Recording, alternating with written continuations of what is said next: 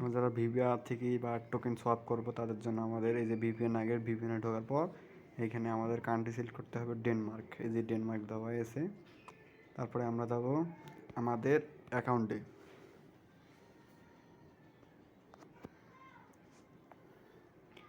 এই যে অ্যাকাউন্টে ক্লিক করে আমরা অ্যাকাউন্টে ঢুকবো। এই যে আমাদের অ্যাকাউন্টে ঢুকে গেছে।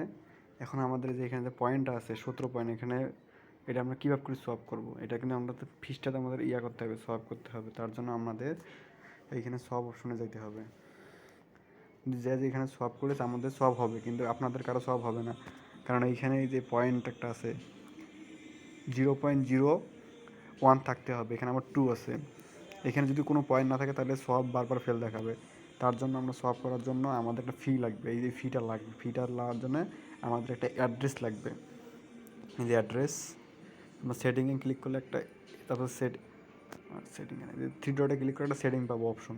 সেটিং অপশন ক্লিক করার পরে তারপরে আমাদের যে এখানে অ্যাড্রেসটা লেখা আছে ওয়ালেট অ্যাড্রেস, এটা কপি করে নিব। কপি করে নেওয়ার পরে মানে আমার যে অ্যাকাউন্টে ফি আছে,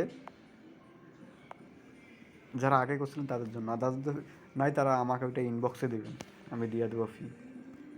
তারপরে আমার যে অ্যাকাউন্টে ফি আছে, ওই অ্যাকাউন্টে ঢুকবো। ঢোকার পর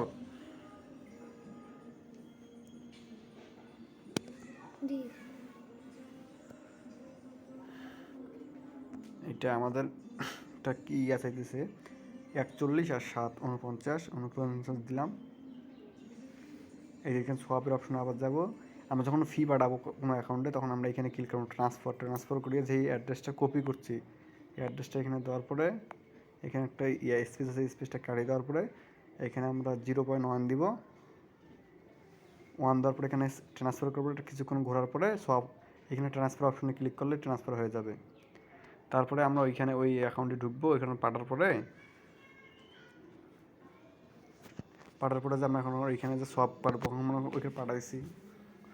এখন আমরা এখানে সোয়াপ করবো ডেনমার্ক। এইখানে এখন আমরা সোয়াপে ক্লিক করবো। ক্লিক করে যে সোয়াপ কিছুক্ষণ ঘুরবে, ঘোরার পর অটোমেটিক সোয়াপটা আমাদের সাকসেসফুল দেখাবে।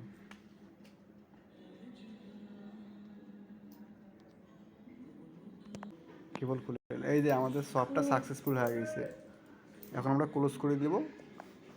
এটা সবাই করে রাখেন ফার্স্ট, তারপর চাইলে আমি আর এটা কিনে নেবো।